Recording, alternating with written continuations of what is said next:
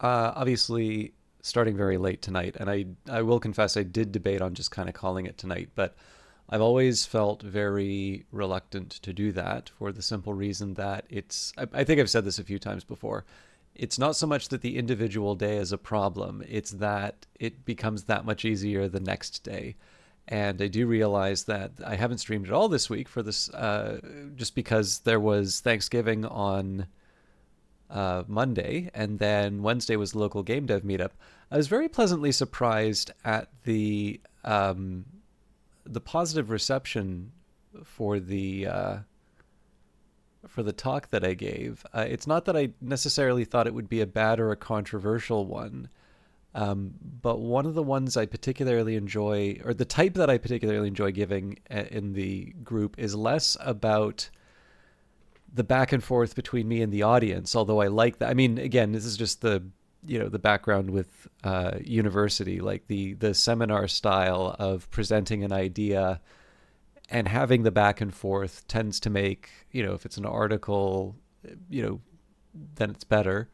If it's an idea you're exploring, then likewise, confronting it with people who don't necessarily agree with you will very often produce a stronger argument, or will at the very least identify the parts that you need to improve and make it stronger. But what I particularly liked about this time around was that the group was discussing with each other, which I like even more. And so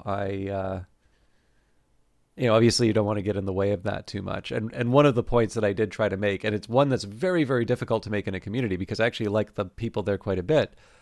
But one of the points I tried to make as gently as I could in it was how, I'd been there for a couple of years, and it seemed like a very nice ambition to have a few more games that start with the words, we met up at this meetup and decided to make a game together. And one of the reasons I wanted to say that was because of, and this will be usually the one that gets me in trouble, some of the reception that people have to AI, specifically when I talk about it or mention it, or even when I talk about productivity and people assume that I'm going to talk about AI.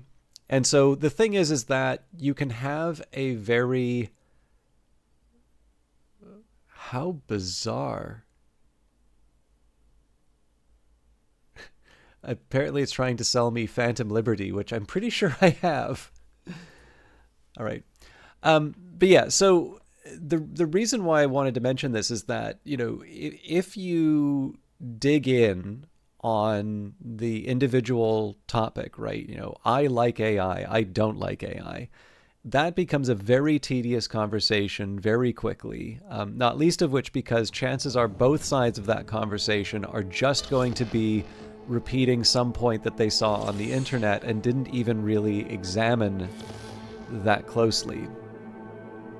And that's not to suggest that all conversations like that will be that. There are some people who have a genuine objection or a genuine approval of it, and have some carefully considered opinions. But again, I'm not entirely sure the world really needs another set of... I'll load in, but I think I may go to the journal just so that I can get the idea out. Yeah, when the lights went out, there I was cooking dinner. Oh well, if we're... But yeah, so again, I don't want to spend too much time on this, but I thought it was kind of interesting. It was an interesting reaction on this one. But I guess the challenge that I run into in these cases are, I think these are conversations worth having, but I simultaneously think that if it's just going to be a restatement of people's priors, right? I like this thing, I don't like this thing, then it's not really worthwhile. I don't really doubt where people fall. And in fact, if anything, the one thing that I really liked about the last time I talked about it was more the fact that there were a couple of people who'd done things that I really liked, and they actually felt that they were able to say to me, it's like, I actually used, Copilot or whatever to generate some images for the game.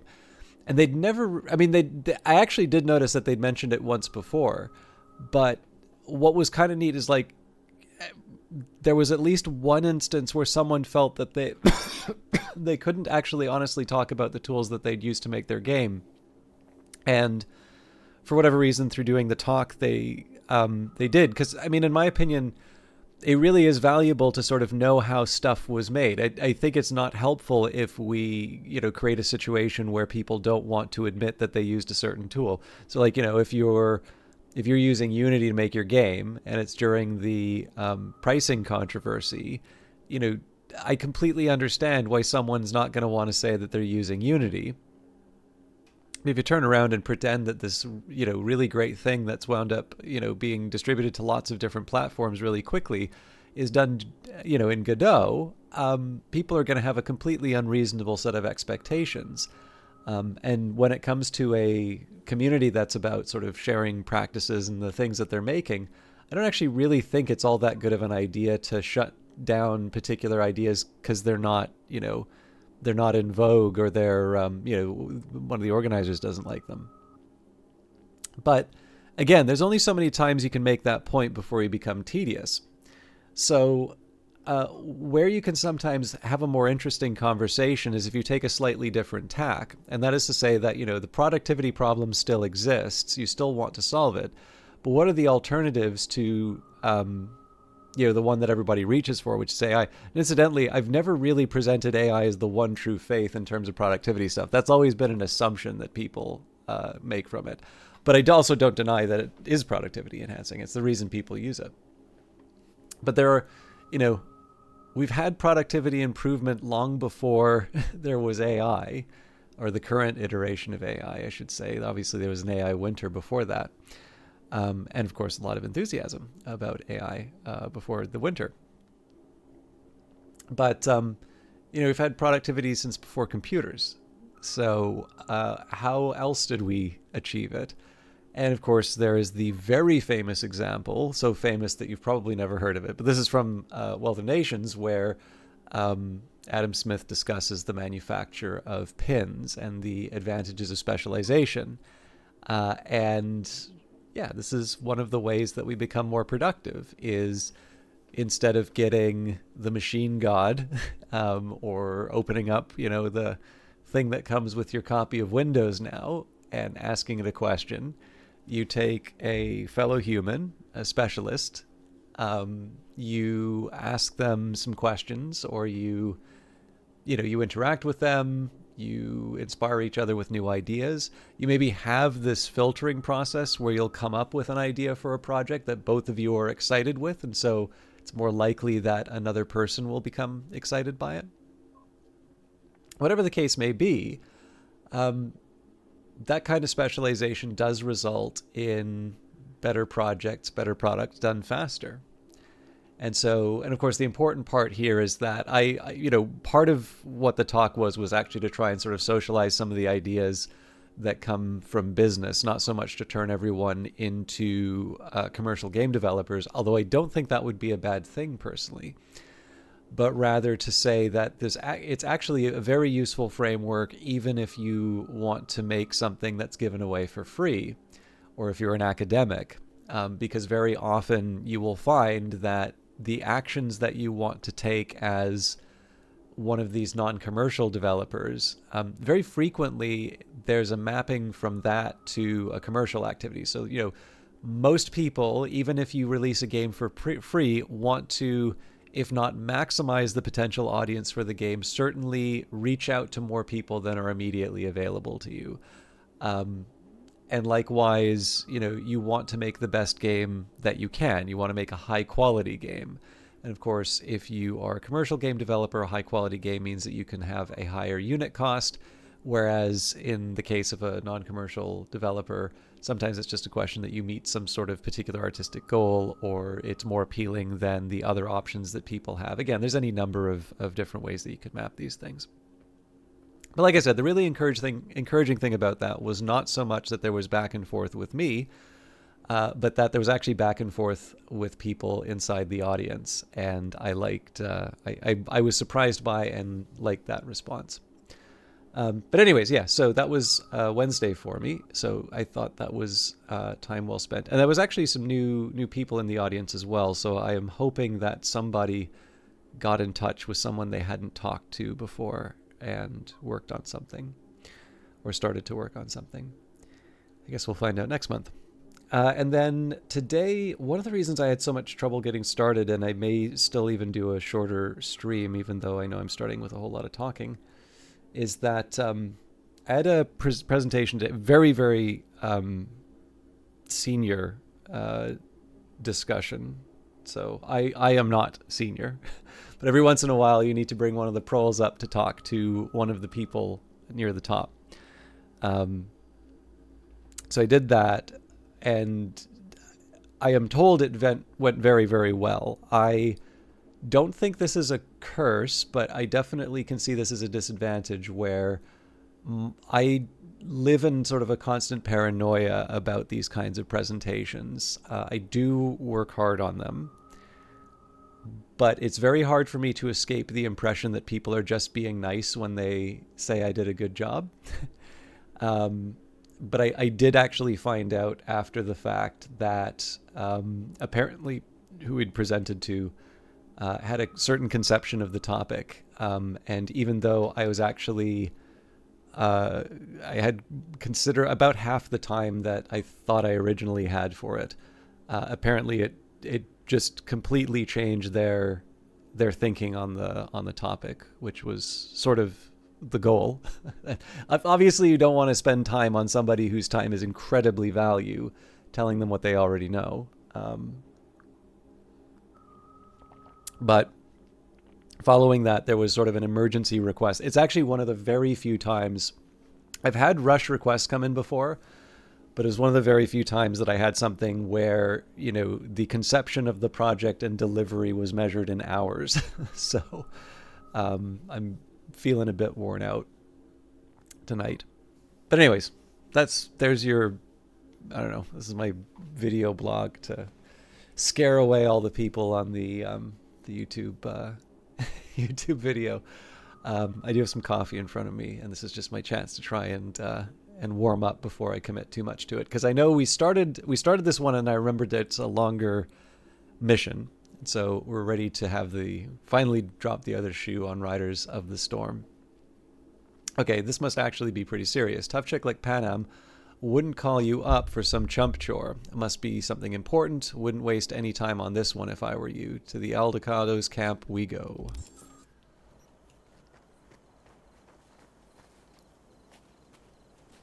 Well, I'll be. Panam and V, what's going on there? Him? After what happened to Scorpion, he shows up here? Guess probably for Saul. Ignore that. Hey, Panam. Seriously? You really aim to do this? Someone has to. You know you have a piston missing, right? Someone has to.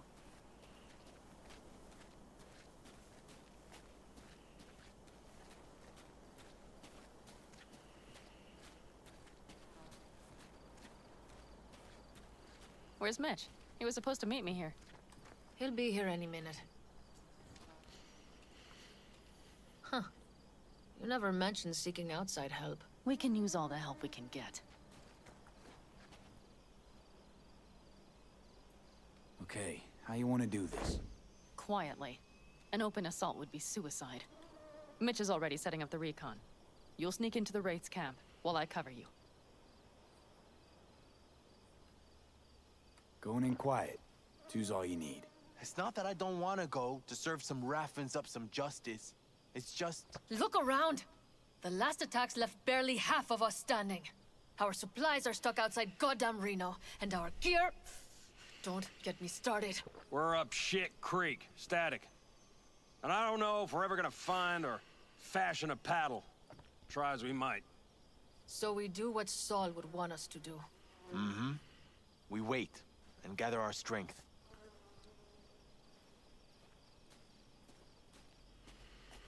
There's Mitch. Hey there, V.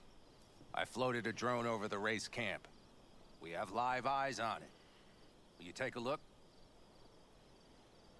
Mitch, how you been? Wishing duct tape could right all the world's wrongs. And hey, it shouldn't be me occupying your thoughts, but Saul. You taking a look or not? Let's see what we got here. The Raffins can't see it. Active camo, but that practically inhales battery juice, so make it quick.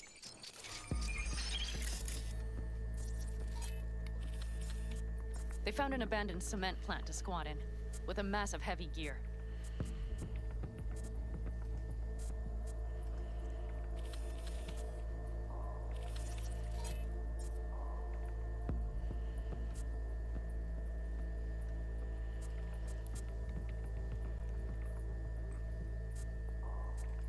I can't remember if these stay while I'm doing the mission, but it doesn't seem like a bad way to spend the time. Although I do. Locusts would be a better name for them. They fly into a place, strip it of all it's got, then move on. But this time, do you see the wall? They've added some primitive security measures. It points to them aiming to stay longer. The question is why? Who knows for sure? But I would guess that Saul is part of the reason. If he's still there, we have to find a way inside.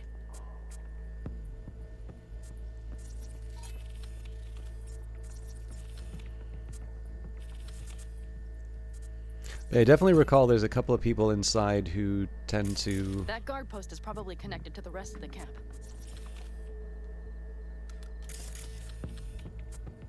tend to catch me unawares. Our way in. Maybe, but there are also breaches in the wall. Lightly guarded sections.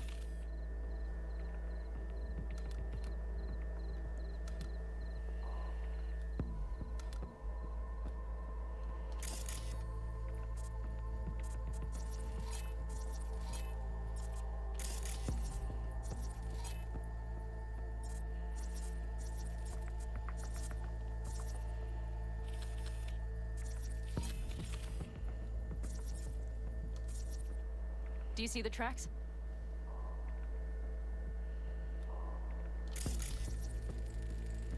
Tire tracks. Their vehicles were moving heavy freight. It could have been equipment. Either that or Saul's not their only prisoner.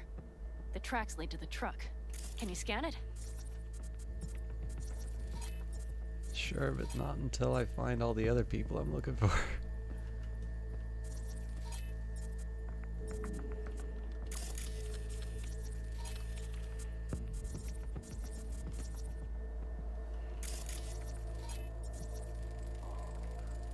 That's probably the one they kept Saul in.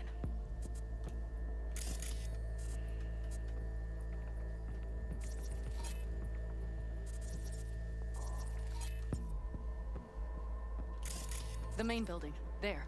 Saul must be inside. Quite a spread. Feel like looking for a diamond in a hailstorm. If they haven't scrapped and gutted the place for parts, you could access the local camnet. You would just need to find the control room.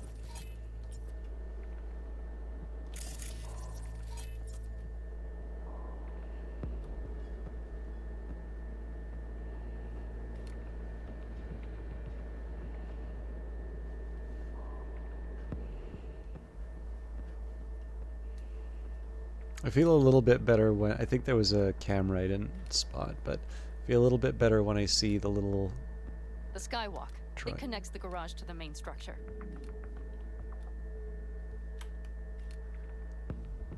Feel a little bit better when I see all the walking has a little Okay, triangle in got it. some stuff to work with now. Is everything clear? Yep, let's go get Saul. Perfect. Mitch, is the van primed? I did what I could. Take a tour. Before I do that, I want to try and clear out my backpack. Best thing I can do is just scrap anything that doesn't have the tier 5, but I actually don't think there's that many. I think at this point it's a question of removing all the duplicates.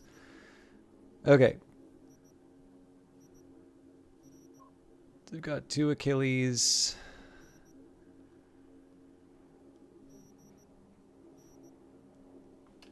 This one's the plus plus, so get rid of this one. Okay, both of these are plus plus. Empty mod, non-lethal, lower stamina cost. I'll try the non-lethal for now. I feel like a nice guy.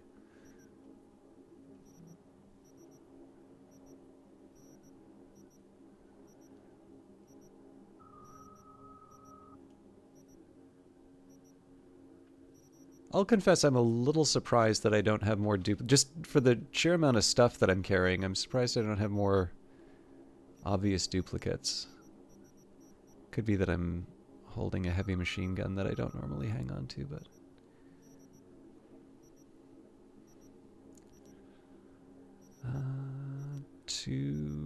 Oh, 30. Okay, so...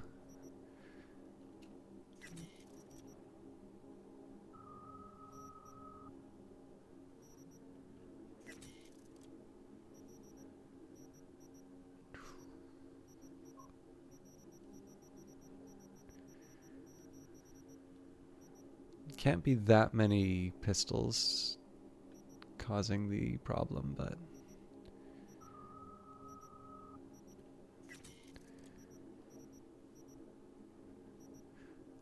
I mean, the weight's coming from something, so...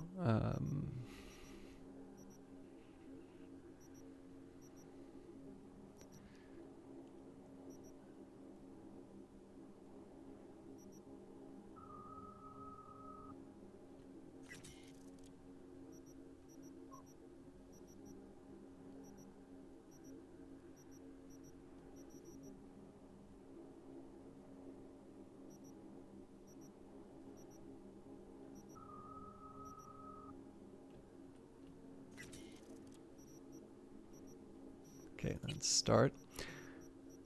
This might explain some of it. Let's say, okay, you go.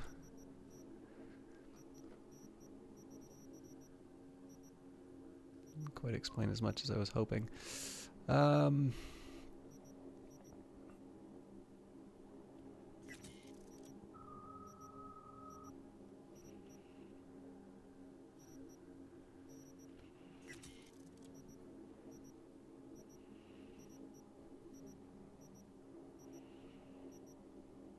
It's a shame to have to give up 2 katanas.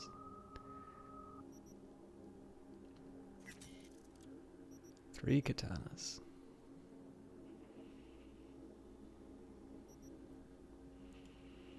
Actually, slightly prefer the mods on this one, though.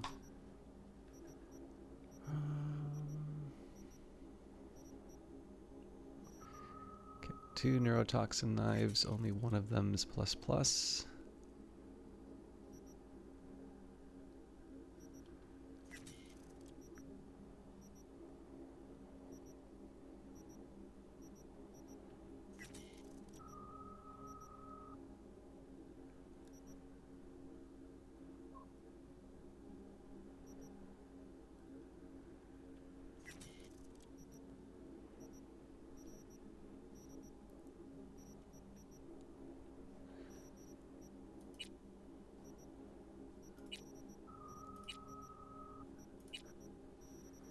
At some point I'm going to need to clean this. But yes, it does seem to be that I'm just carrying a whole lot of things, and that means it's heavy.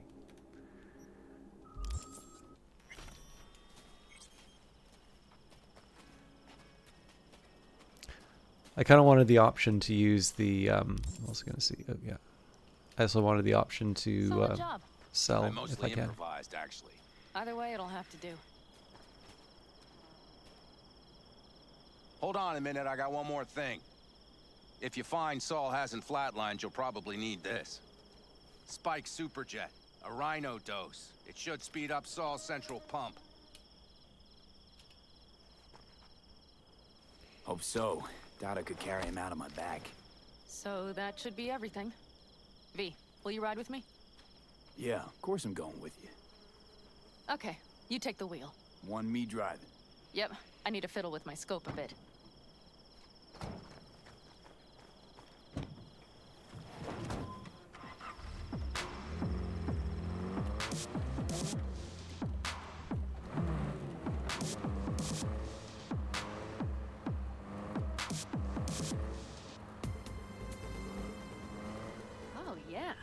even have a radio in here. Take it for a spin if you like. I don't think I've ever changed the, well, maybe not ever. But I usually just go for whatever the game picks. I do like that it changes up the music. I guess it's just kind of the same as Grand Theft Auto, but I do kind of like that you get the variety in the game.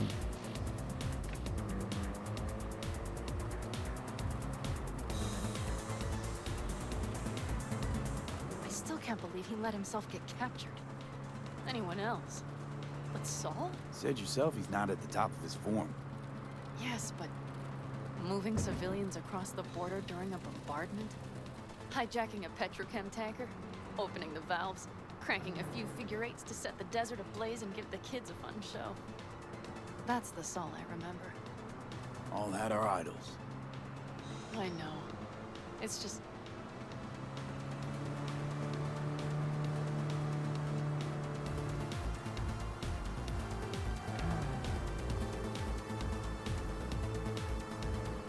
Holy...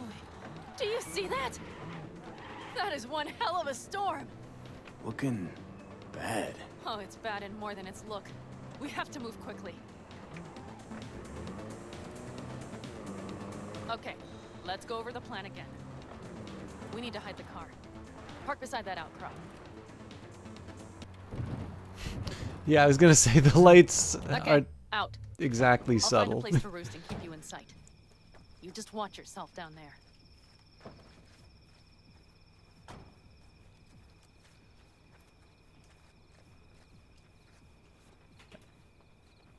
All right. So first question is whether or not... No, none of the tagging's still there. Which, fair enough.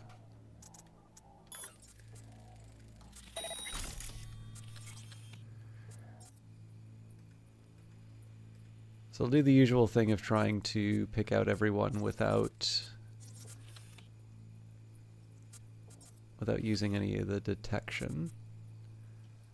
Then I'll... Oop.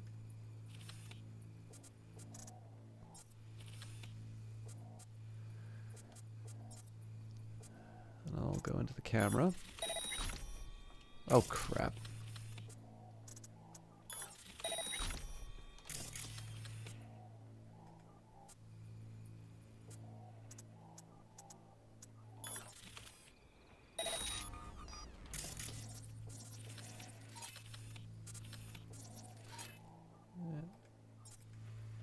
Doesn't let me get the guy apparently.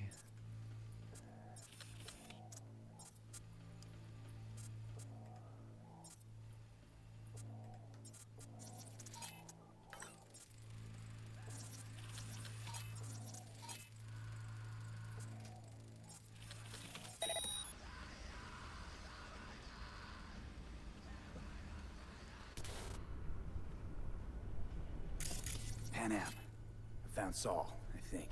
Locked in the cellar. How is he? It's hard to say. Too dark. Okay, get down there and get him. Maybe we made it in time.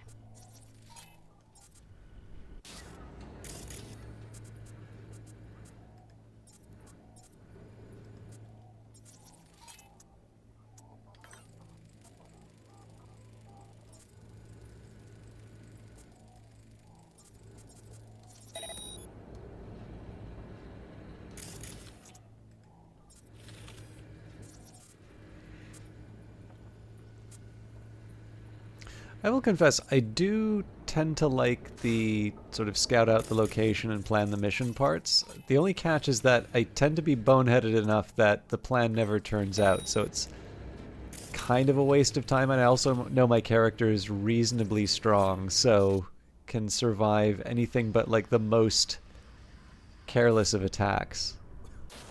But still, I don't know, it feels better to, or at the very least it feels a little more in character or aligned with the setting to put the effort in. It's I'll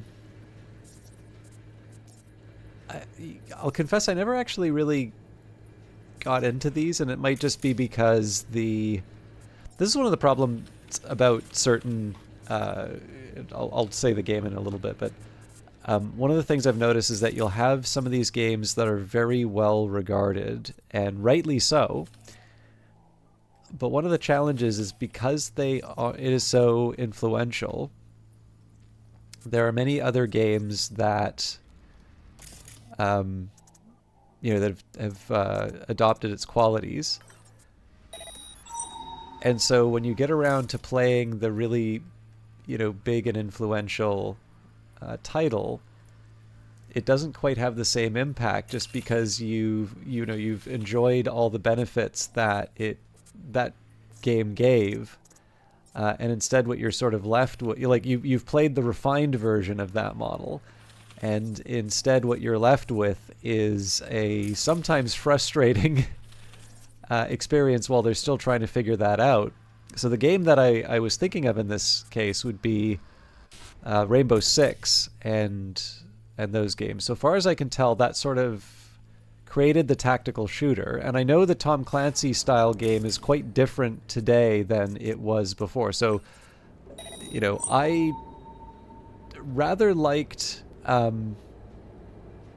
what I played of Ghost Recon Wildlands. I can't say I cared that much for what I played of Breakpoint.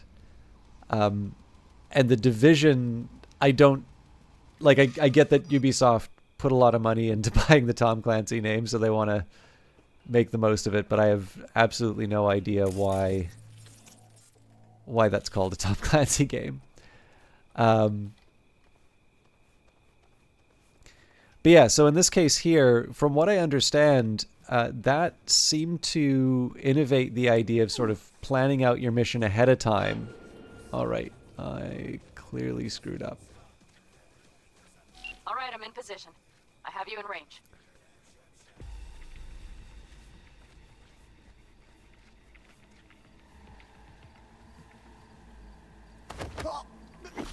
Oh my goodness, we've got Knight 97M, it is D-Pain, Ecorb 01. How are you all doing? I should have known you were all streaming, but I didn't. And I'm not going to lie, it is very quiet today, and I'm feeling very tired. So thank you all for hosting. I hope that I can do... Great to see you. I hope I can do your very kind and generous raid justice. But I also need to caution all of your lovely viewers that I'm not at my best tonight. But thank you all the same. And I get to see all of you in chat now, so welcome. Thank you. Thank you again. May I ask what was on offer tonight? And for those of you... Let's see if I can do this. Oh, here. Current needs. Clinic needs. Limbs, not picky. Chip sockets, processors, bioadapters, undamaged or pretty fucking close. Optics, functional. Exoskells, any condition. Do not send any more P-links or thrusters. We don't want them. You'll get nothing for them, and we won't return them. Period. Let me just get out of the computer here, and then I will properly interact.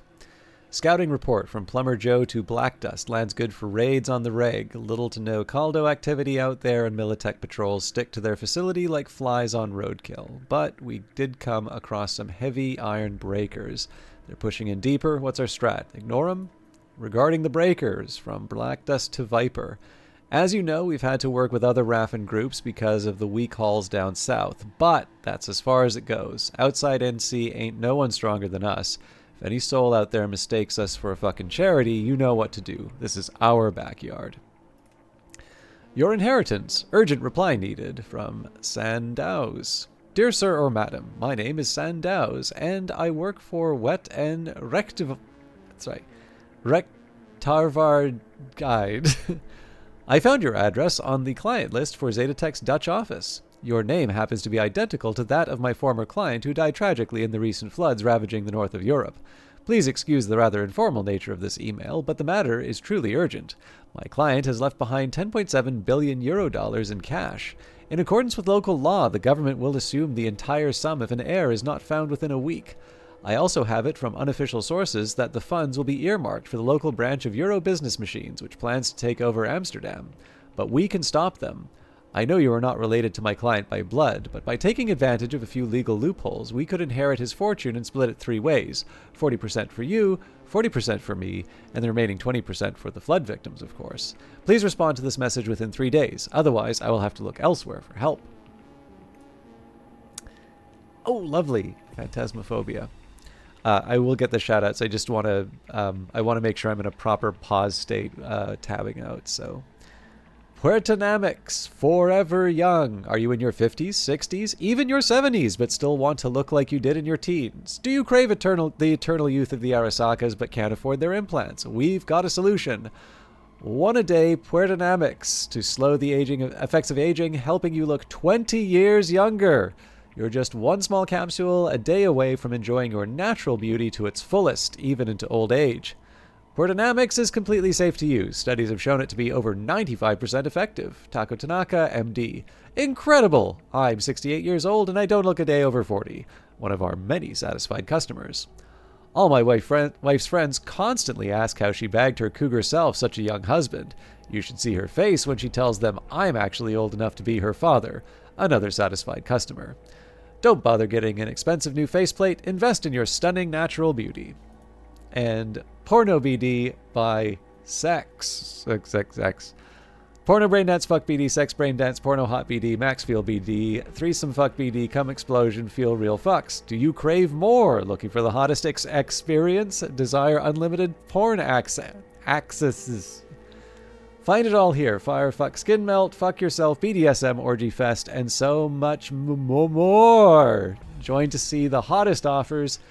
Featured Best of Marquis de Sade. Didn't find what you're looking for? Fantasy so fucked up it's not on our menu. No problem. Use our on-demand service to make an order. Our sexperts will do make sure your every desire comes true. Winky emoji.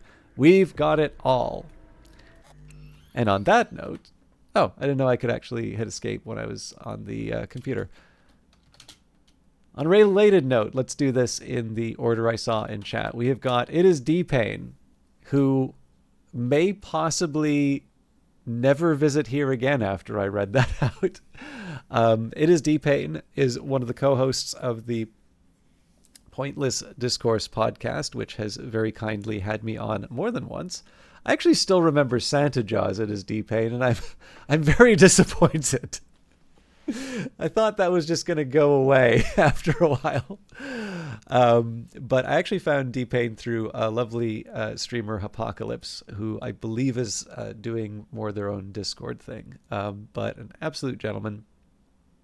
Actually did some cooking streams, but I haven't seen one of those recently. But then I also haven't been wandering around Twitch that much. But again, a wonderful gentleman. Next name that I saw in here was Ecor B01. Good old Santa Jaws. Oh, okay. I'm sorry. I'm struggling typing out the names.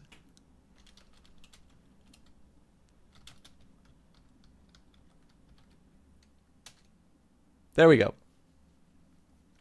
So I will confess, I think I say this every time, but with Ecor B01 and Night 97, I actually basically just tend to reduce them down to of D-Pain for Handmaid's Tale fans. It's usually because this Holy Trinity are the ones who wind up hosting me at one point. By the way, I think all of you were playing Baldur's Gate, or maybe it was at Divinity Original Sin 2, but I feel like you all were playing... I feel like you were all playing a Larian game at some point, and that actually really pushed me over the edge to get back into those games. So in any case, it is. I do actually really feel it is a shame because I think through the benefit that I knew It Is D-Pain through Apocalypse, and when I had a lot more time to watch Twitch, I could sort of speak to more of the variety, whereas I have a much better idea of both Night 97M and Ecor B01 through the co-op that they do with It Is Deepwayne. But I will actually say, sometimes I've snuck, actually sometimes because I feel so bad that I don't keep up to date, I will actually go back and check the VODs to see what you've been, or just to see the moments before you hosted and the absolute disappointment that your viewers are going to have to wind up with, especially because I'm pretty sure you are the people, all of you are the ones who wound up giving an audience to my stream rather than having anybody new find out about it. But I actually really enjoyed your rapport for what definitely seen at least a Phantasmaphobia episode before. I'm actually pretty sure I've seen you do that live at least once. You're the leader, or just the one who talks to it? No, that's fine. I mean, let me put it to you this way. Actually, I don't know. I will actually say that I quite like. From what I've seen, maybe you just happened to have a really good day that time, but I actually really liked the rapport that I saw. But from my side, one of the things I actually particularly liked about your stuff, and I mean, I think this is true for just the one that gets invited sometimes. One of the things that I actually quite like, and this is true for, I will confess, I feel slightly bad after eCorby once says that, because I've actually seen, I think I've seen more Night 97 and D-Pain co-op than I've seen the Triad of Chaos. But this is probably selection bias here. But whether it is the 3 or the 2, I will say, and this, I've said this about a couple of people, but I remember there was one time, this was around the time that the first Endless Space had come out. So this is quite a while ago now. I think I don't even know if I was regularly streaming, but I'd been doing, really? Okay, fair enough. I will also say too, the rapport that I'm talking about is definitely an older stream. I think your chat logs will reveal that I definitely have not been all that active on Twitch. But what I will say, regardless of the time, one of the things that I actually really appreciated about this is an experience that I had. I really enjoyed the game Endless Space, and I don't. And this was the game that later on would become like Endless Space 2 and Endless Legend and Dungeon of the Endless and so on and so forth. I think there's a Endless Legend 2 out now as well. One of the things that, excuse me, I don't do a lot of multiplayer, but I remember really, really liking Endless Space, and I had someone who I had introduced to Endless Space, and they really, by the way, do feel free to share the big business moves, by the way. I'm very, very curious. But they seemed to really like it. That felt really good, right? That was actually one of the rare cases, or at least first cases, maybe not rare, where I had played something, made a recommendation, and someone really it became basically a favorite game for them. And, again, I like that. I still like that, by the way.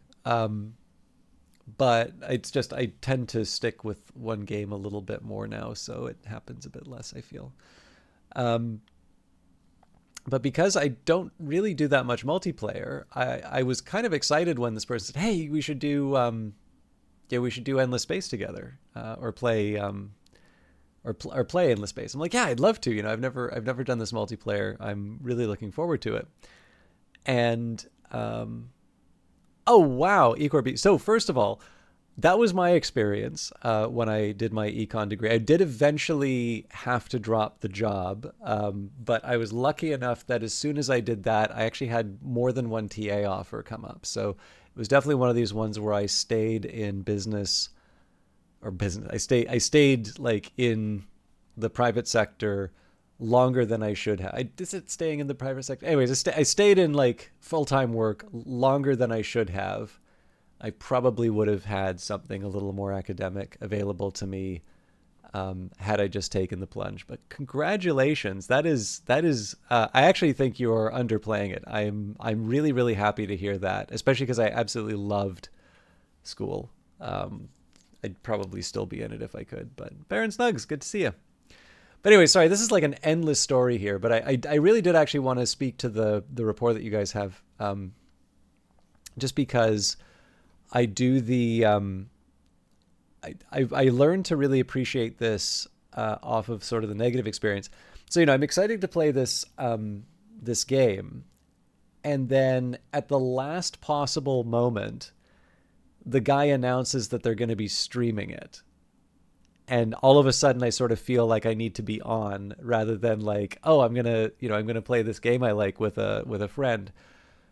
And I don't, like everybody's kind of got their thing going on and everybody's kind of got their various sets of interests and abilities, but this is not really someone who was that engaged. This is like, I'm sure everybody's seen this on at least one channel where it's someone who sort of sets up a game and plays it in silence for a few hours and then turns off the stream.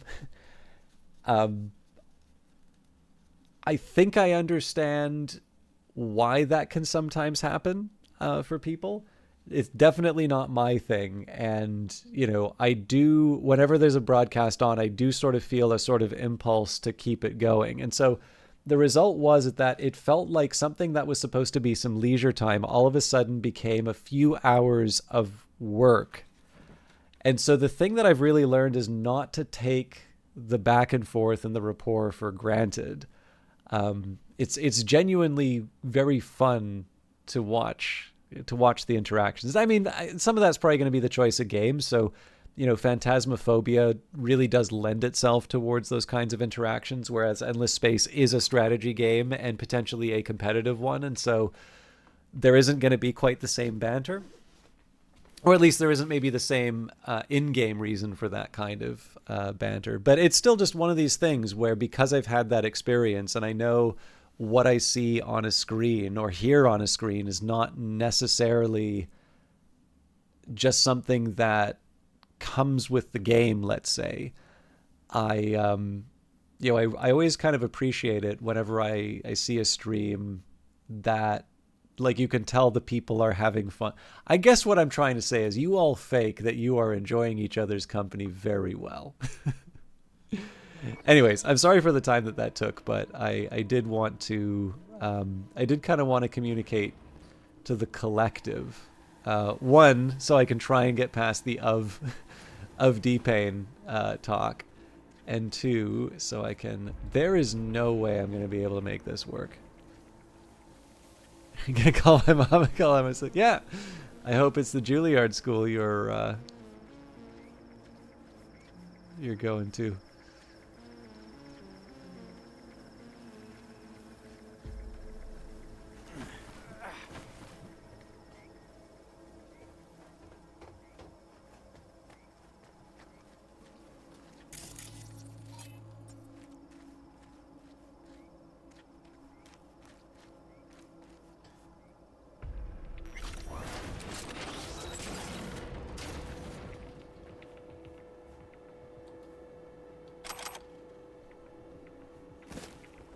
But yeah, so as a perfect example of staying quiet, for some reason I've always felt compelled when I'm sneaking through a level to keep very quiet.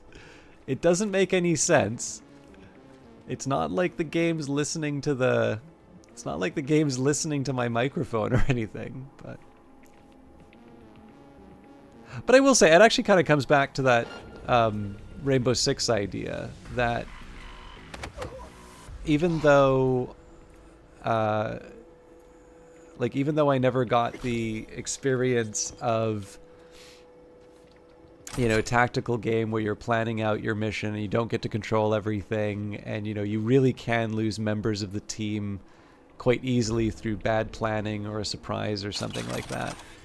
In a game like this, and particularly because the combat can be quite lethal, I do enjoy the process of just sort of working through the mission and the plan, and it's one of the reasons why I try and stick with it. Like, it depends on sort of the story reasons and that, but where I can, it's sort of nice to play through the fight, just so you can work with the you can work through the consequence. So No, that's good. And I will say, Ecorby, if you don't have to, obviously you don't have to share if you don't feel comfortable, but I'd be very interested in hearing what you're studying. Because the funny thing for me is that I don't think most people, like, I didn't necessarily mind that this was not necessarily the most, or at least on the surface seem like the most employable thing when I went for it. But so I'm just taking a minute here to work out.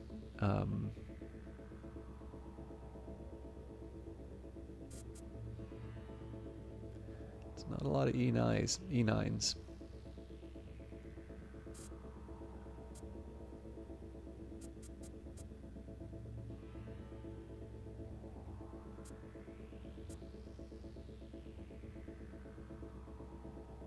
Uh-huh.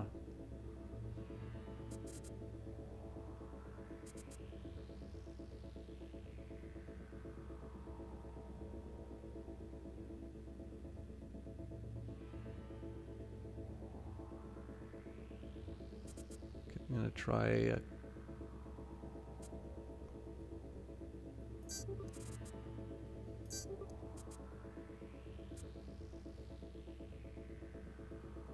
I think I might have already messed this up.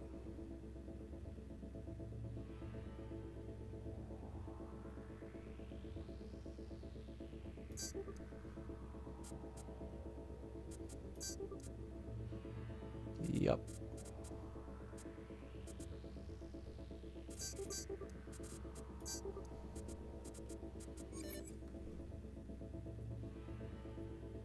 Oh, cool.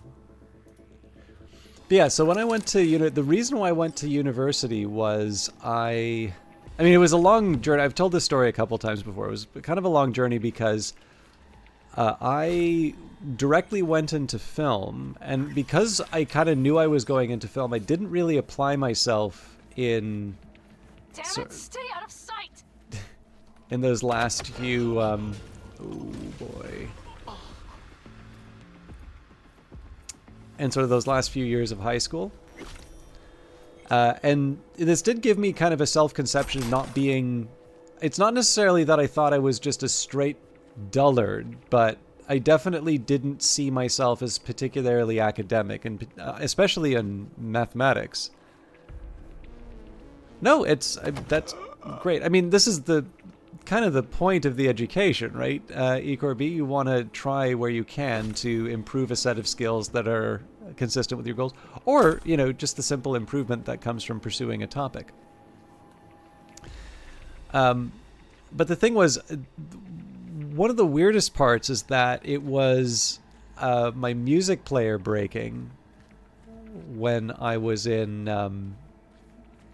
when I just moved to Vancouver. I didn't have any money to get a replacement, and so out of sheer desperation to not to be bored, I got a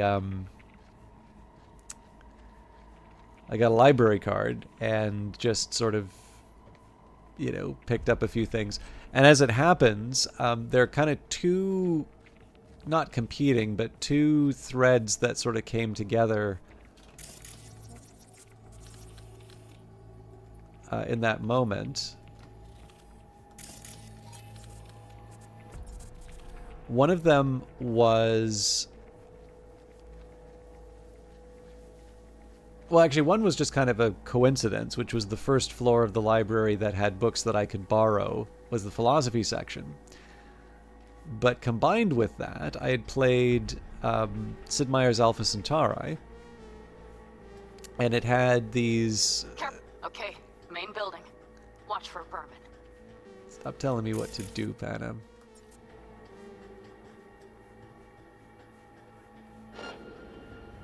That's no good. Let's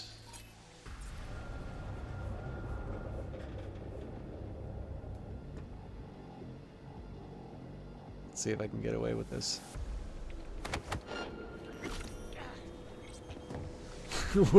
Where did the guard go? I don't know.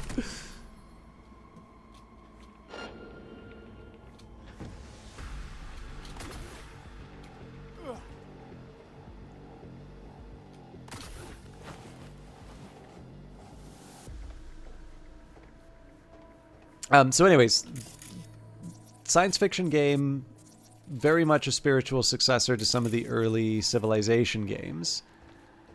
And was sort of faced with the prospect of, unlike Civilization, where you can take all this history and quote it and use it in the game. Wow, I got away with murder there. What do you do when it's, you know, the future, when it hasn't actually been determined yet? And for them, the answer was to turn to philosophy. And so in addition to sort of this interesting science fiction setting that they set up, Alpha Centauri also has a lot of quotes from philosophy, everything from, Aristotle's Nicomachean Ethics to, Kierkegaard, Nietzsche. It's a really interesting game, and it does a great job of placing these ideas in a sort of in a bit of a different context. So I'm pretty sure these works of philosophy were not written intended to be used in some entertainment product, but there's definitely something. There's definitely something gained by the ideas that those quotes are combined with. And again, if you're maybe not at the point where you can sort of sit down and read Schopenhauer on your own or something, maybe that early exposure, I don't know if this guy's going to turn around in a time that is reasonable. I didn't exactly pick the easiest area to get out of.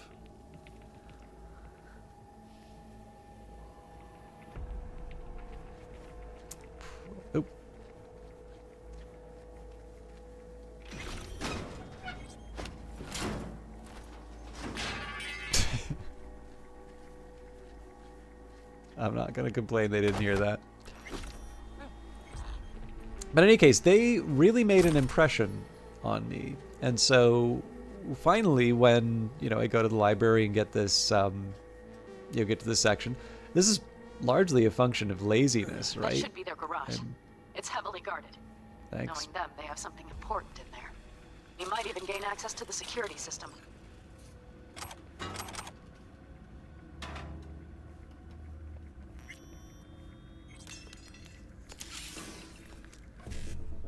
But yeah, so anyways, it left this impression. Didn't necessarily pick up the books. I think I tried reading Republic at some point and didn't get all the way through. But again, I'm in the library, and so I wound up picking up some of these books that I'd first been exposed to in a strategy game. Now, I mean, I was also kind of lucky. So some of the first stuff that I picked up was like Nietzsche and Kierkegaard, and these are very good writers in addition to being, very influential thinkers. But I definitely really enjoyed it. And I eventually got Bertrand Russell's History of Western Philosophy, which sort of allowed me to do, to sort of have a little bit more context and start reading a bit more broadly. And in fact, eventually it led me to the classics section, which sort of introduced me to Ovid, which he's still my favorite ancient poet. Actually, possibly my favorite poet overall. But what was really interesting about that was when I finally... There's a couple things that sort of led me to maybe challenge that assumption that I was not academic by nature. And like, this is comical, right? Because here I am, through my own interest, sitting down reading books that normally people only read when they are assigned. In fact, most people would ask me, like, are you taking a class on this? And I'm like, nah, I just, I'm interested. I kind of want to know a little bit more. And so, there's some people like, you really should go to university. You would love university. You really got to do this. And eventually I followed through. But my intention very much was to go to university for philosophy. I realize the stereotype is that you get yourself set up to, ask, did you order the fries or was it fate? Although as far as I can tell, it is actually a reasonably employable degree when people talk about the stats. I've never looked deeply into that. I can certainly see why there would be desirable qualities that come through philosophy programs, but I don't necessarily think they are exclusive to philosophy programs. I think it's more of a question in terms of what the student's putting into it. But I did find econ, which, excuse me, I really, really enjoyed, and so ultimately pursued that. I probably, if I could have, I would have liked to have done more philosophy, but I don't know. I'm not unhappy with how my education turned out. I need a 55 and a 7A, but I don't think I have the 55.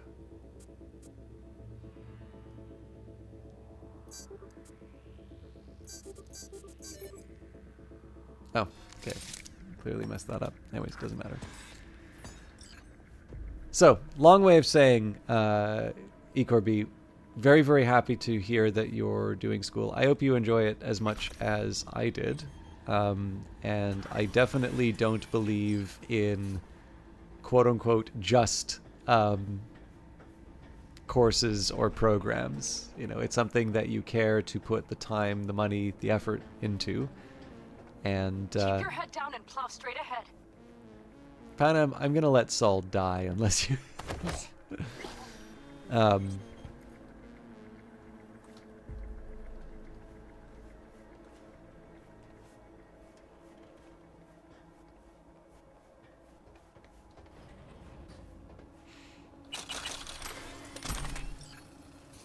At this point, I'm just trying to find a way to deal with this little trio in the front.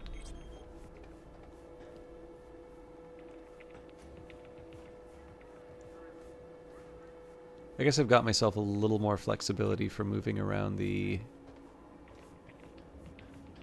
camp.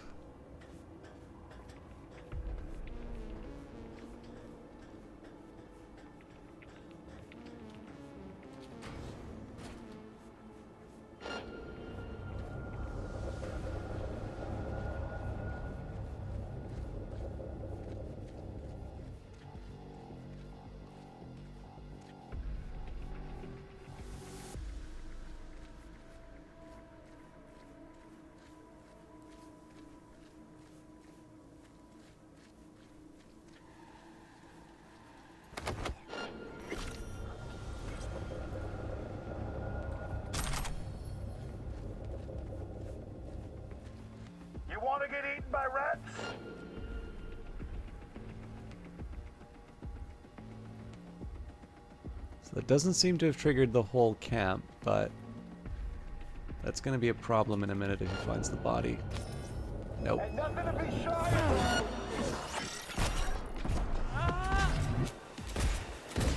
Pete! So much for being sly.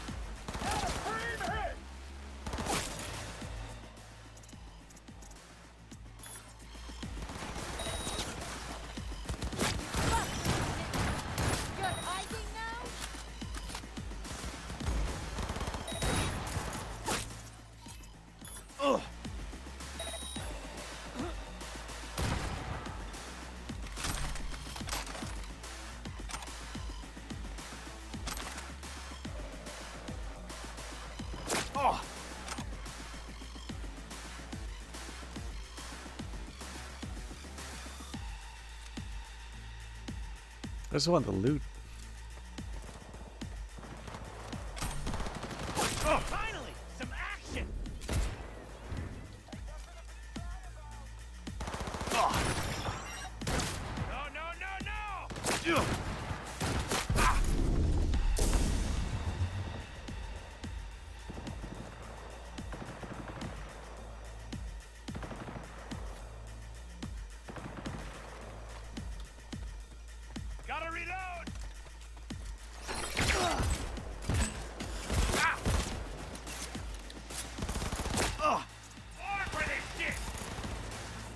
Fine, short circuit then.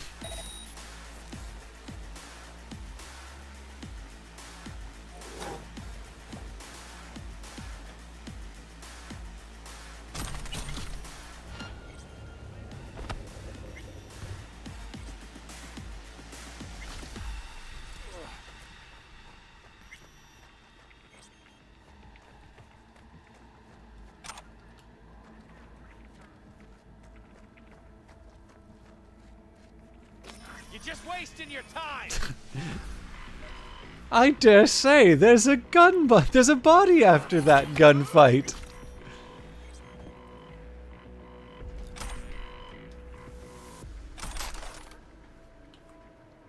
Anyway, yeah, this is a perfect example of what I was talking about, where I, you know, I do enjoy the planning part. I'm too much of a bonehead to actually be able to see it all the way through. But where I can, I try to live with the consequences. Obviously, if it changes the quest, that's a slightly different story, but...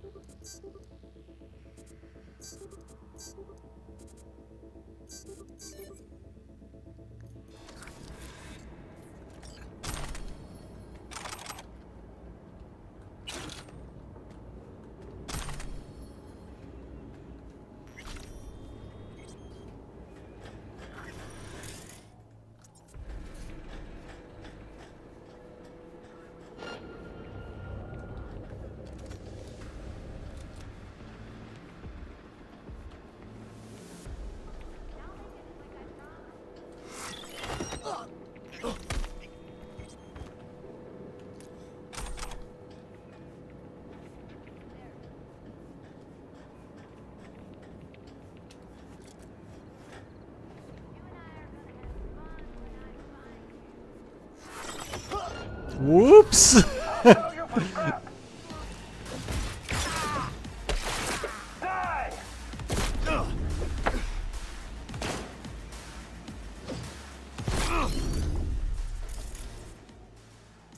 Well, that sucks.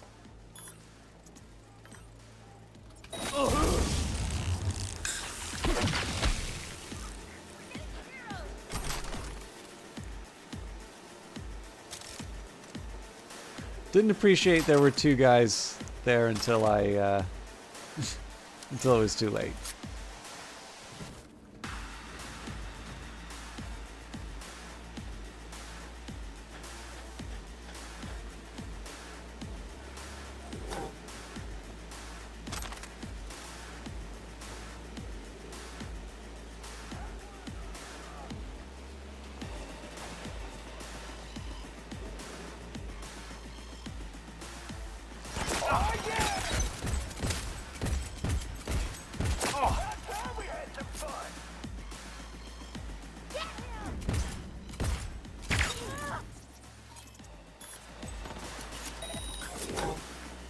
Contagion should take care of the rest. Nope, not far enough.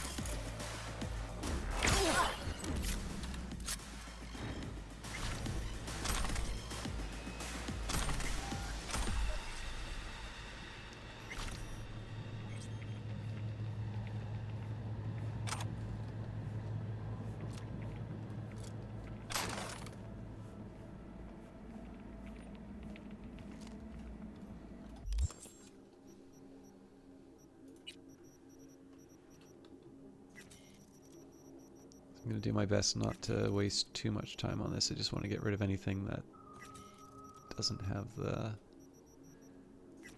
tier 5 color.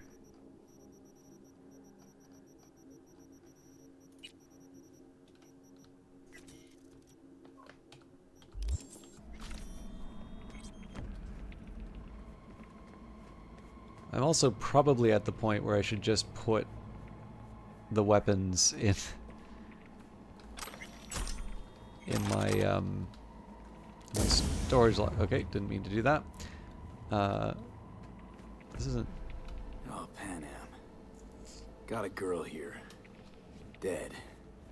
Disemboweled. And not just for her chrome, I don't think. Fucking rabbits. Soulless filth.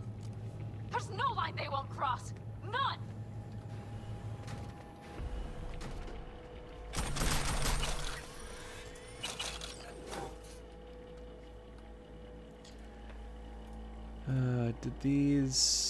Did all of these draft? Listen, Carl, I know this isn't a fucking resort, but this draft is getting on our fucking nerves. I swear to God, if it's that valve by the pipes I can't open.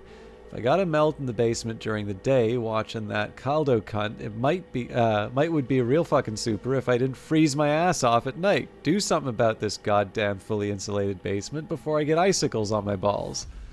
From Carl to Morris, redraft. Dear Mr. Morris, we received your complaint about a draft in the basement. After discussing it with our best technicians, we believe that we have a solution to your problem. Blow that fucking draft up your fucking ass, princess. What the fuck else you want? A fucking heated floor? A hot tub? We got guys laying their lives on the highway, so you don't have to. You still fucking gripe about it. Do me a favor, jab your eyes out with one of them ball icicles. Sincerely, fuck you.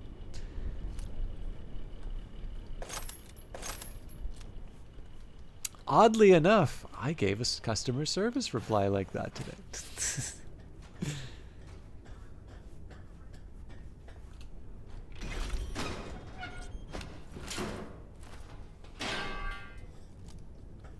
Right. Think I got eyes on him. Is he? Breathing? Think so. Good. Give him a few minutes. Grab him and get out of there. Don't take orders from you. Do you have my goddamn cigar? Easy, Saul. I'm here with Pan Am. Pan Am? But she left. Not forever. Gonna get you out. You.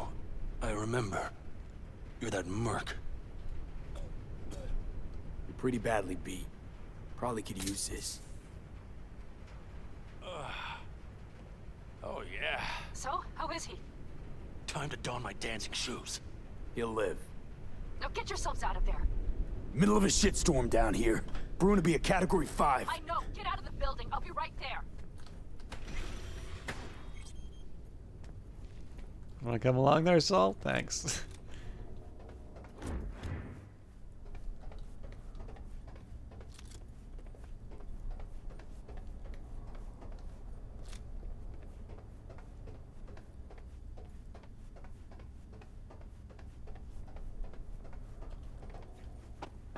Hurry! Hop in the back!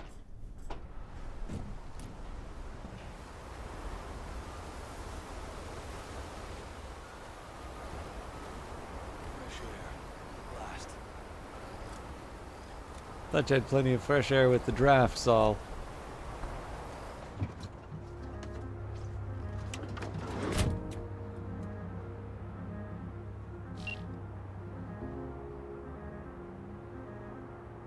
Pan Am, you're making a mistake. Another You're one. serious right now? Those devils wanted to know our location. If we drive to camp now, you'll just be setting the table for them. You look outside lately? The storm will wipe our tracks.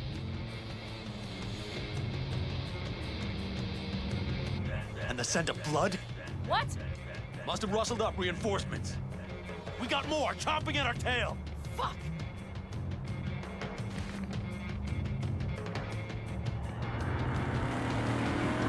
We need to shake them. That's one way to treat an engine. Fuck off, Saul. I can't squeeze any more out of it. Cut off that tail. Get ready.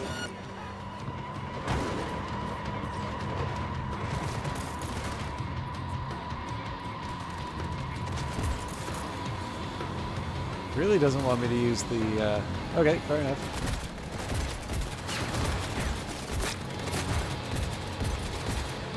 All the condos.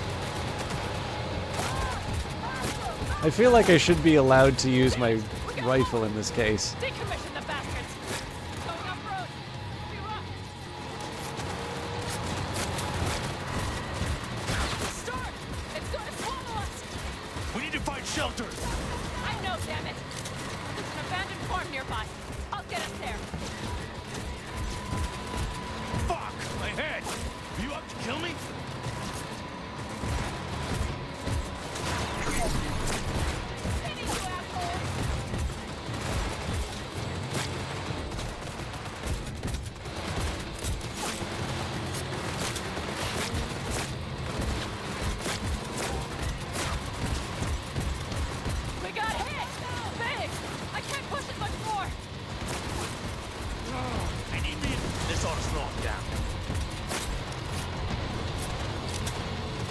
think this is the game having mercy on me. We got him! Out of way, girl! Couldn't have done it better myself. Thanks.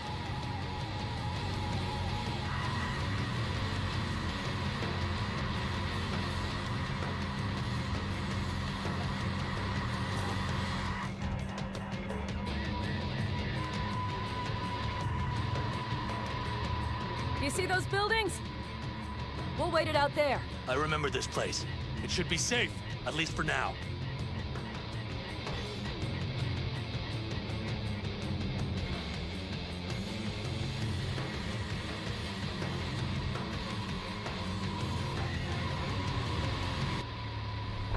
Inside, quick!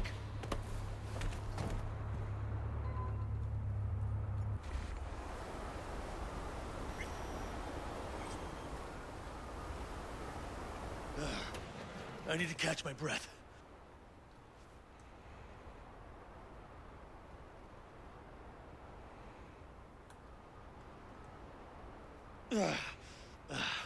Just in time for dinner.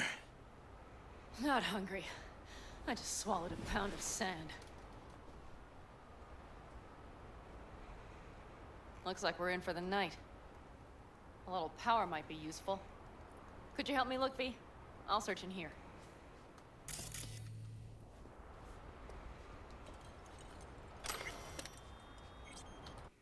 Smuggling. If you want to transport goods, you need contacts. Without contacts, forget about doing business. Who will you need to pay off? Customs officers, guards, the people at the gas stations. Don't forget the motels. You take care of that. You can show up and vanish as you please. Keep them happy and they'll know when to turn a blind eye. It's also a good idea to strike a rapport with the fellows from Orbital Air. That is, if you're planning to ship something into orbit. Remember those boxes full of seedlings last year? That could have only happened because my boys at OA Customs looked the other way for 15 seconds. Make sure you're well equipped. Don't use standard signal jammers. Customs agents aren't stupid. They know you're hiding something at the border. Besides which, there are no models they can't disable. Use upgraded jammers that work hyper-locally in the exact place you're hiding the goods. Secure packages with ice, ideally bought from us. You can trust family.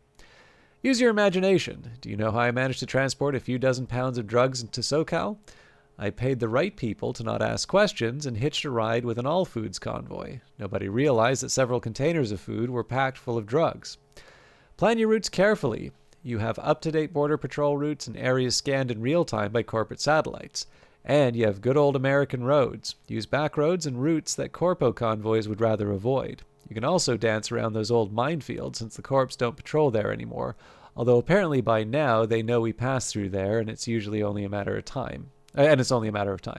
Use tunnels as a last resort. These days it's usually a one-way trip. You go through one and the second you're out, the satellites have a lock on you. So in case you do step on it. Most of all, brothers and sisters, don't get caught. All right, thank you very much, D-Pain. I'm still not feeling 100%. I definitely want to finish this mission, but you may not actually be missing that much more. But thank you again for the host, and especially for those of you that hung around after the host, because I'm definitely not feeling like God's gift to streaming right now. A lot of useful things. The Ingalls left in a hurry. Biotechnica made them a good offer. Yeah, prime. Sell us your land. You don't know that.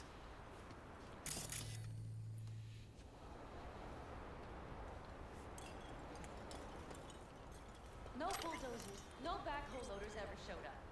Lousy, rotten way to get them out. Deal with the corp, you end with nothing. Hey, it worked! We have lights! I am good at electricity.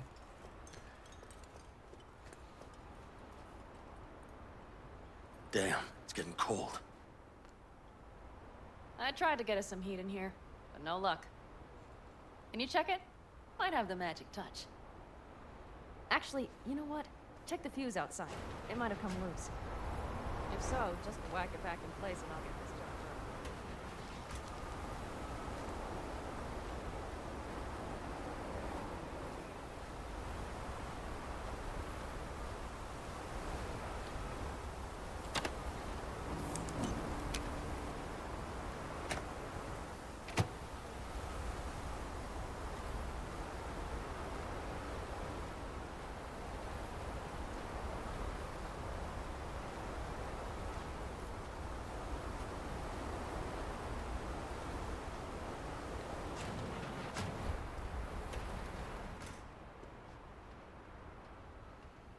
See what I see? Expiration date's from before the last war, so hopefully it hasn't turned to poison. Today's our lucky day. Lucky. Interesting choice of words. Do I hear a lecture coming on? No. No lecture. But we do need to talk. That Wraith's crap. It shouldn't have happened. They wanted everything. Our camp locations, routes, offloading points. If they knew what state we're in, 1 or 2 more raids and that'd be the end of us. And if you had mounted a raid of your own, well, that would have been the end of me. See that? Clenched teeth, furrowed brow. It's his way of saying thanks. We've had our spats. A few, like any family. They're not worth digging up. I think so too. If you'd like to come back, everyone will be waiting. Arms open wide. But there will have to be changes. No more jumping to the front of the line. And so it begins. You know what's coming. Bigger fucking problems. Maybe a war. We can't hope to handle the Raffins alone. So you would sell us out to Biotechnica? Vade, tell him it's a damn rotten idea.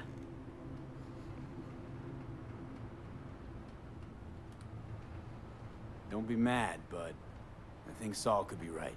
What? Why? I hear teeth grinding. That's fair. But that's how things stand. The stronger survive.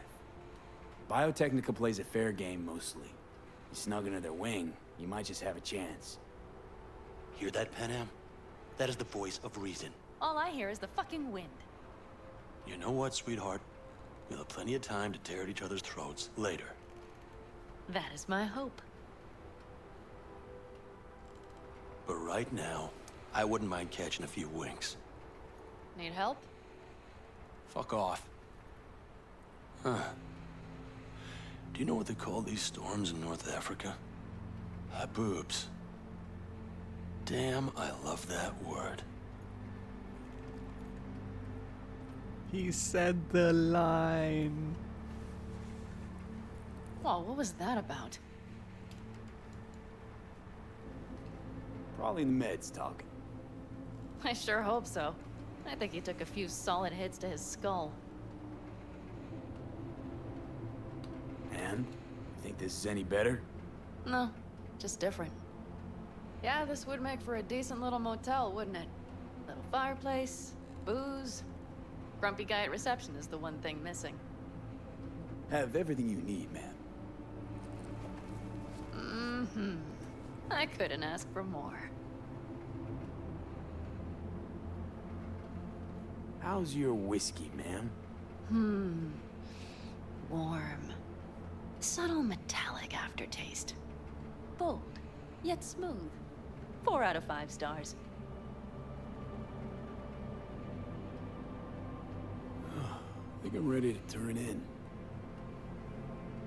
Yeah, it's been a long day. We deserve a good, long sleep. And V, I am glad you came. It meant a lot to me. Do you hear that? No. Mm-hmm. The wind has waned. I can't speak for Haboobs, but when a Chinook rolls rough and rowdy across the plain, I sure can't get any shut-eye. Not a wink.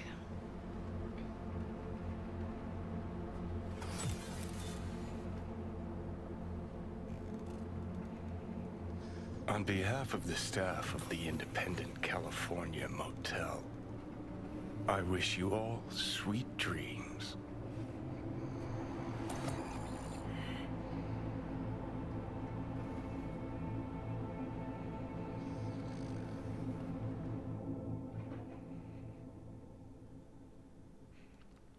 It might be because they're smaller or like smaller levels, but I do tend to like the lighting in little sections like this. It's kind of where the game,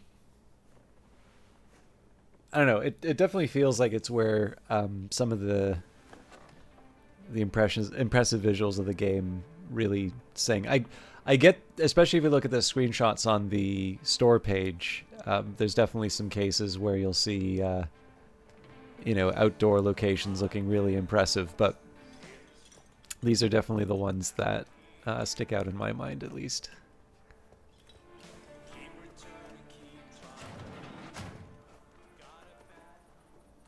Hey, did you sleep all right? Good work, V. Old style raid. Saul doing all right? Cracked skull, 6 busted ribs, bruised kidneys, but he's back at it, bossing folk every which way. You? Hey, you gotta agree now. Next time, I choose the motel. If there is such a time. Well, I slept like a puppy. That's a cozy shoulder you have there. It's too bad I better get rolling in a minute. Just not want to kick back and relax, are you? It's not my style, no. I'm back with the clan, sure, but I have things to do. Come on.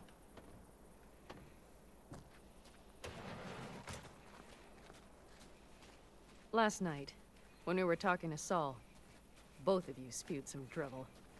But I do have to grant him one thing. The Wraiths, the raid, it's the start of something we need to prepare for. Saul will get everything set up in camp. Whereas Whereas you... The Raffins wanted to know our roots, right? Well, it's the Aldecaldo's turn. Some recon is in order. One more thing. Your compensation. Please take care of her. She served me well. Putting her in good hands, Panam. I know. So, thank you. Once again. Glad I could help. I'm glad I did. Take care of yourself. You too, Panam. And remember, I'm indebted.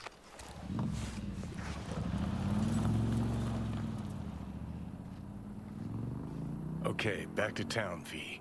Headed up to here with this gusty outback.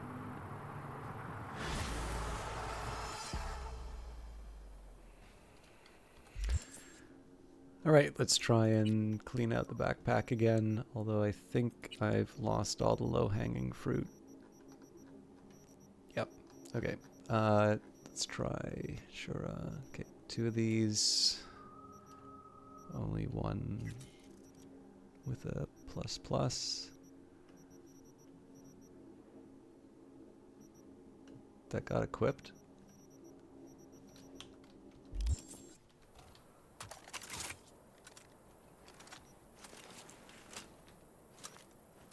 Well, that's frustrating. I hope I can remember which of these I...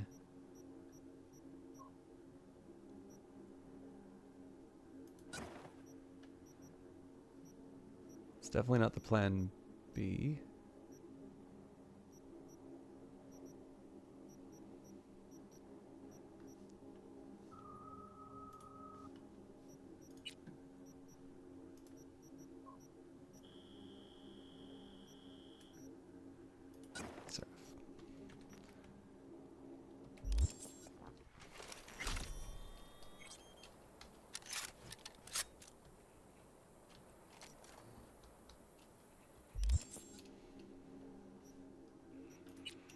Good news is I did see a green shotgun too. Okay, 2 Umbras, both ++s.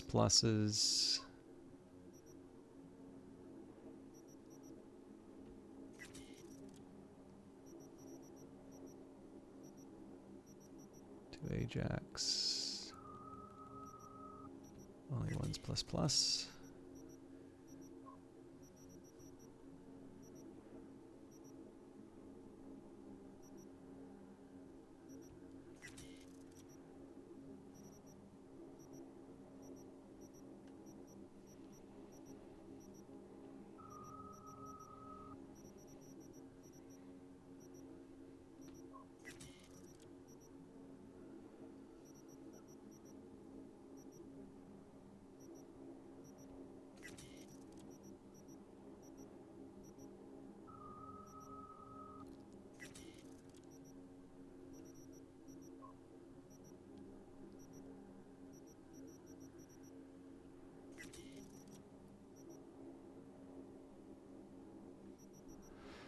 All right. Can get rid of this one.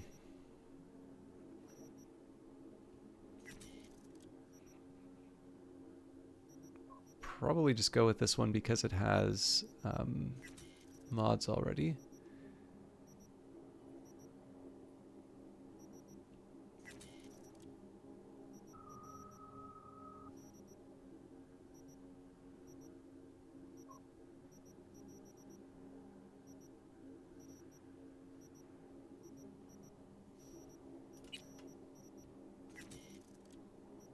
And while we're at it, I think we should be good. I can't see too many duplicates here, but...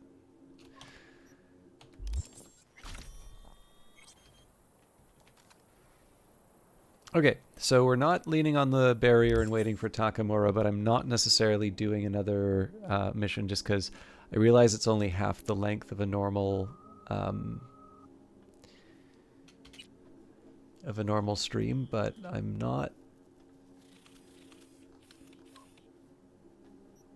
Oh, interesting. Yeah, you know what? We're gonna... Well, here. I think I'll try the Cyber Psycho and then maybe we can wrap up after that.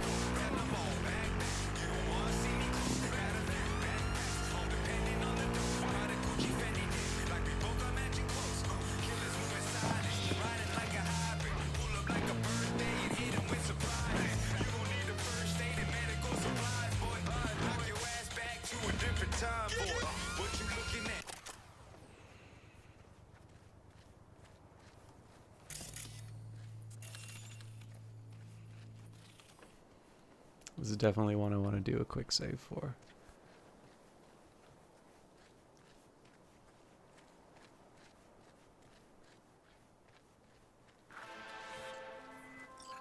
Hey V, a truck hauling cyberware crashed in the Badlands. It's top-grade chrome, but the NCPD's not in much of a hurry. Tells me they suspect the cyber psycho's the cause, and it's got them spooked. Check it out, but no killing if you can help it. Well. As far as I know, no one's claimed responsibility for this mess, although the wheels got Raffen written all over them and it's on their turf. No signs of external violence, so the attack must have happened. Sorry, 1 second.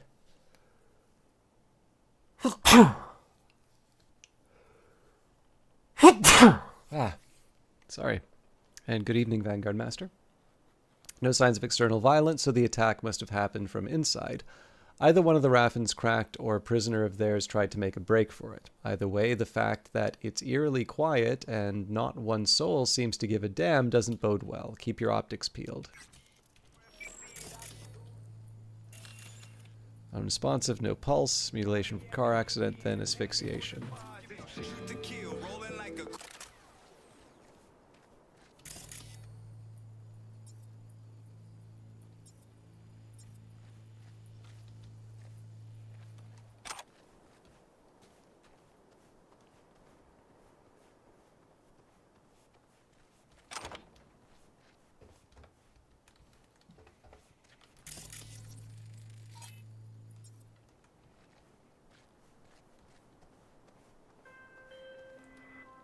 River. V, hey. I need your help. Sounds like it. What happened? I shouldn't talk about this on the holo. We gotta meet. When and where? Tell me. Glenn, tonight. I'll flick you the details. Will you make it? Do my best. Thanks, V. Till then.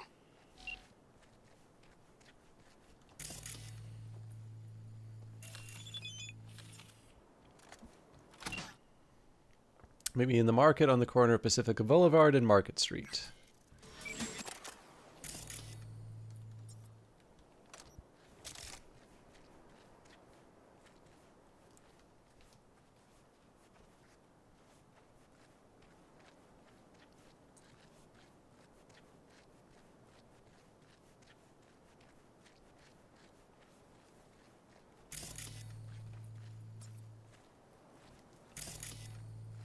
This isn't quite how I remembered it, so I don't recall how this one finishes.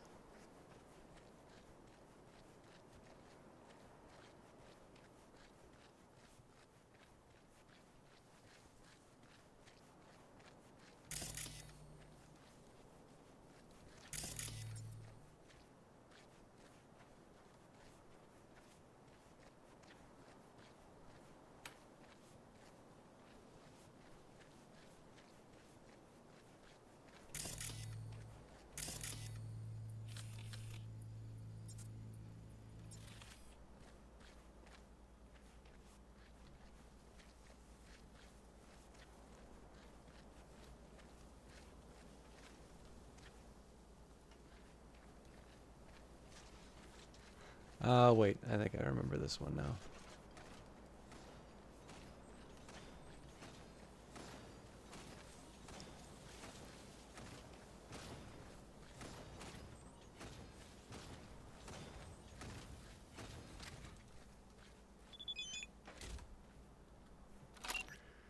V, there's a cyber psycho out in the Badlands hanging around some truck full of cyberware. Go check it out. Hey, it's Rachel. The, Passion Project, BD. Oh, yeah. What's up? We've got a crisis on our hands. Really use your help. Stevenson's had a breakdown. Nothing any shrink can do about it. Can you come here to the studio just to talk to him? Fine, sure. On my way. He said he'll come. Thanks, V.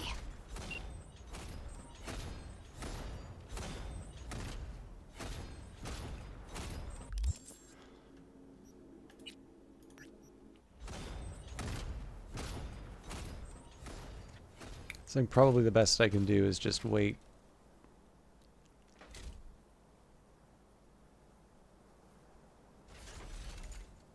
until they turn here.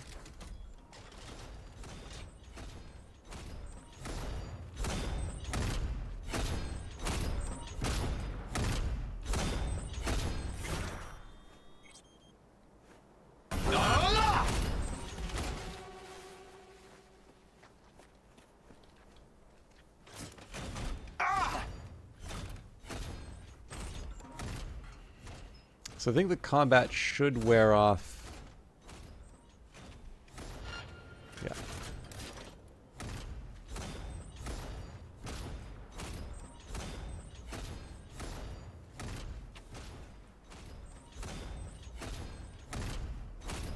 Catch is not 100% sure on what his movements are going to be like now.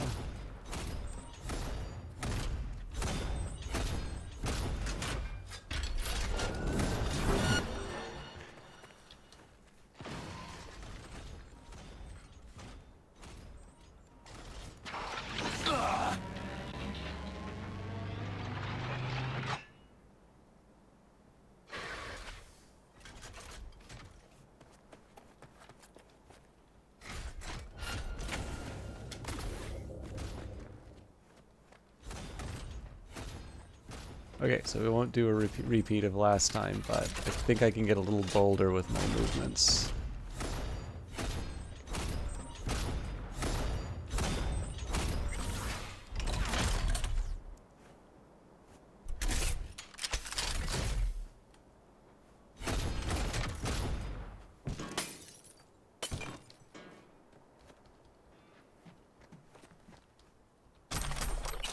That was a very quiet takedown.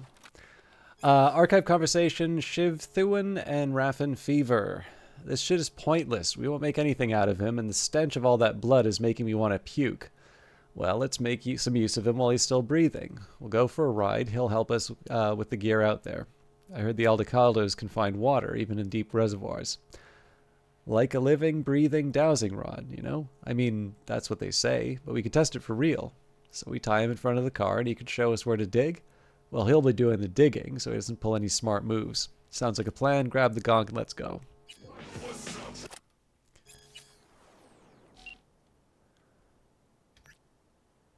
You're almost right. Turns out it was a prisoner who went cyber psycho and managed to escape. Coincidentally, just happened to be an Aldecado buddy of a prisoner I rescued from the same outfit. Managed to take him down gently. Well, that was unexpected. I'll relay this info to Dakota. Probably better if the family takes it from here. The quicker he gets back to familiar territory, the quicker he'll get back to normal. Saul was too valuable as a pawn, so it looks like they tried to beat as much useful intel out of this poor gonk and make Saul watch, hoping that he'd crack. Eventually, they took him for one of their rides through the desert to separate them, and that's when things got out of hand. He probably mistook you for one of them. Good thing you were able to save him. I actually didn't appreciate... I definitely remembered the rough structure of this mission, but I didn't realize, or didn't remember at least, that there was the connection to the preceding mission.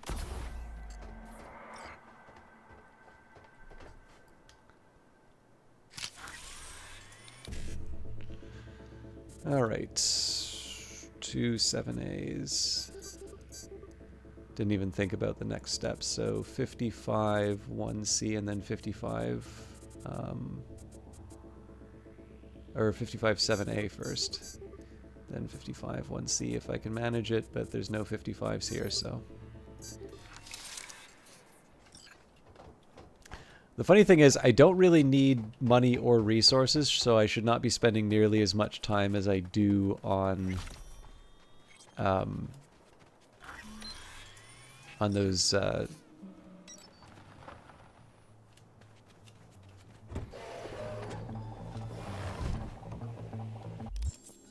shouldn't spend as much time as I do on those little mini games.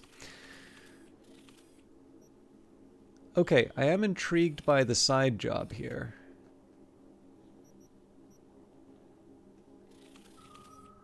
I guess this is in the Aldecado's camp.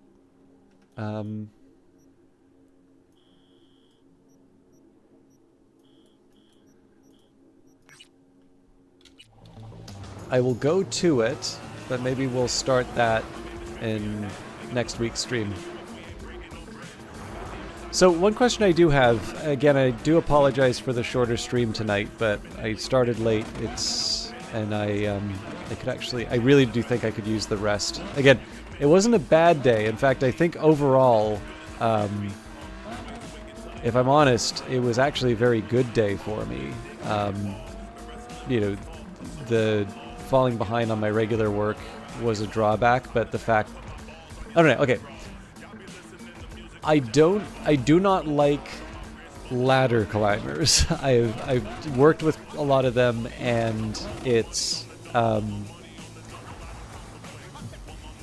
very unpleasant, I usually find. But I do like doing good work, and it's nice when you're able to, you know, do that in front of, you know, people more senior than you normally get a chance to. So in that sense, I don't know, it's nice to be reliable, I guess, is where I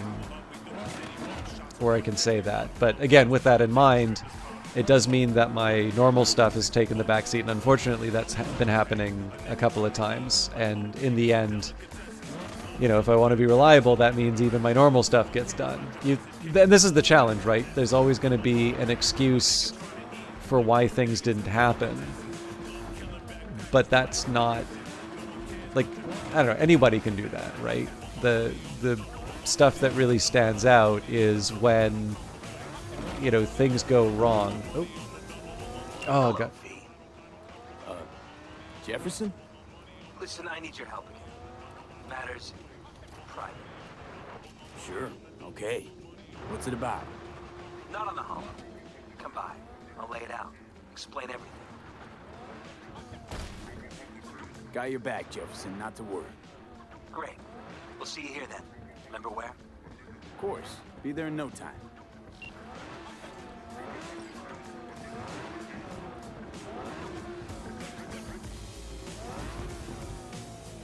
But yeah, I mean, again, it's not one maybe point I want to be kind of careful on is that it's not to suggest that you should work for an employer that expects too much of you, right? None of this should be an excuse for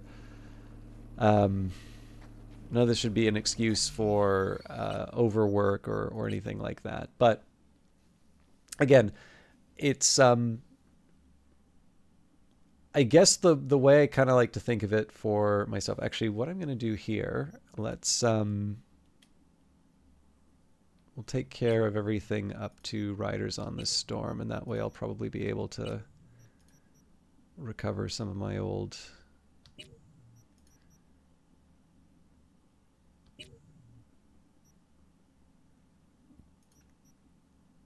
should be able to recover some of my old GOG save space. But yeah, I guess the thing is that, obviously in terms of life, like, stuff doesn't turn out the way that you want. Nobody is necessarily to blame. Things happen. And I don't actually see a lot of value in, really like ripping into someone for not, not delivering when there are unforeseen circumstances. So, I guess maybe the way that I would say this is like the floor of consequence should be pretty high, right? If you're doing a project, something gets in the way, and it wasn't your, you planned, you did everything right, and it didn't turn out, like, I wouldn't beat yourself up about it too much. But on the other hand, one of the things that's nice, and one of the ways that maybe you can build a reputation or be dependable, would be that, despite these circumstances, you find a way to deliver. And it's not necessarily compromised in terms of quality. It's not necessarily, there's any number of, again, there's always a reason to do something with a half measure. And it's, again, not everything needs to be polished to a perfect gem. But on the other hand, I think government is a great example of this. And this is something that, at least whenever, even when I was working at a previous employer, they did sort of instill in us that some of the more embarrassing stories of government workers have been like someone trying to report something to the government and like wanting to know the right department or whatever. And basically, because each individual that they called, I think they did this with like 3 different departments, because it was not their immediate responsibility, they made no effort whatsoever to reach out to the relevant department. And so, of course, you have citizens that are really doing their best. I think it was something serious that was being reported. Like, I think it was like a lost file or something like that. Or like data that was inappropriate or whatever. But anyways, just these, it's really embarrassing when, for some people, they're really fighting against the perception that, a government job is somehow some sort of cushy or unproductive thing. And yet when you have someone trying to do the right thing on multiple occasions, you have people basically saying, not my problem. And again, it isn't necessarily, but I think there's the difference between, this is technically not my problem, but let's do what we can. Because, on the other side, the best I could say is, like, imagine it's a private business, or like, Starbucks is always a good example because, like, they're all over the place. Chances are you as a barista do not know the number for like the district headquarters or whatever. But you are probably in a better position to find out. Now, in some situations, right, if you have somebody who's mad that their, latte wasn't 130 degrees or something like that, that is not an issue for the district manager, right? And in fact, there is a specific support or complaints line. And in reality, you'll just remake the drink. So that obviously, you don't need to worry about every last complaint.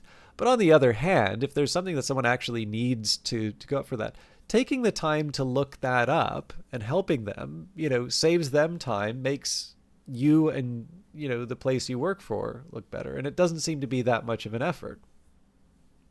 So, again, it's what I think the reason why those examples are so embarrassing is just because it seems to be the maximum effort on the part of other people, and then the people who have less effort are not willing to put it in. And I mean, Vanguard here says they can't argue with people's perception of this. I mean, I'm not like that. I have quite a few examples of people who are actually trying to work very hard at what they do and are finding their efforts frustrated by people who are a little bit more interested in career advancement. But those people are, not in a public facing role.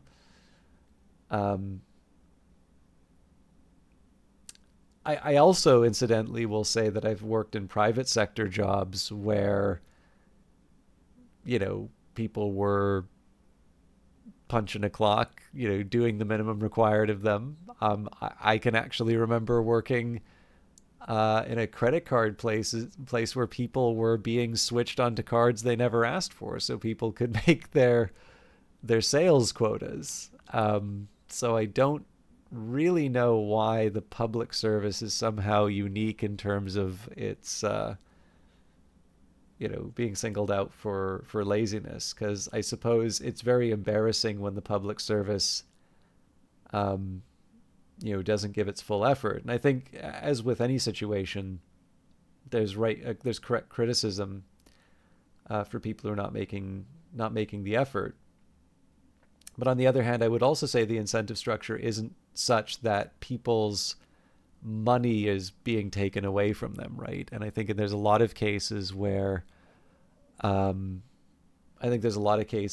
but I mean, the difference here is it's the question of every given role is going to have people who don't care, right? So you have, in the government, you're going to have some people who are like lifers who don't want anything to change, and you're going to have high performers. And then in a private sector job, you're going to have, a bunch of people who are really just there to basically be babysat and collect a paycheck, and then you're going to have high performers. And yeah, I mean, I guess the only difference I can see of not only can I say that I've had the experience of people being switched onto cards that they never asked for, and of course the inconvenience, any of you have had to switch a credit card, an expiry date is annoying to do, but to have a credit card number change, something that literally cannot be restored when a product is changed, that is a massive hassle for someone. For something that they didn't ask for, and it's just because someone needed to meet some kind of a sales quota. And that's the good version, right? The bad version is basically just somebody's money's being taken. This is what the whole Wells Fargo thing was, where people are basically just having their money taken from them for no reason other than aggressive sales quotas. But yeah, so I mean, obviously that, to me, that stuff is egregious, and there's no defending it, so why bother? But I don't know, like I said, there's always the question where possible, and at least for me, I guess also, I don't really have any dependents or anything. I like my job. I do, I do what I can. I try not to make it 24 hours my life, because otherwise I'm going to burn out. But on the other hand, I want to do it well. And I have at least the time to afford to do that. So yeah, I don't know, where I can. I've always tried to set myself up in such a way that, yes, there's the opportunity to say circumstances conspired against me to have this not happen.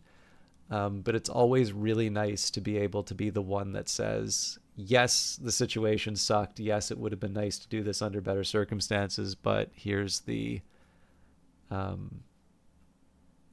here's the thing that we needed. But with all of that in mind, I'm feeling the consequence. I actually think so. I think there's three converging factors: a late night last night, an early morning this morning, and then an emergency request. So, like I said, I haven't felt like God's gift to streaming. But I think I will wrap it up here, and I will go to bed. Let's see if I can find somebody to host.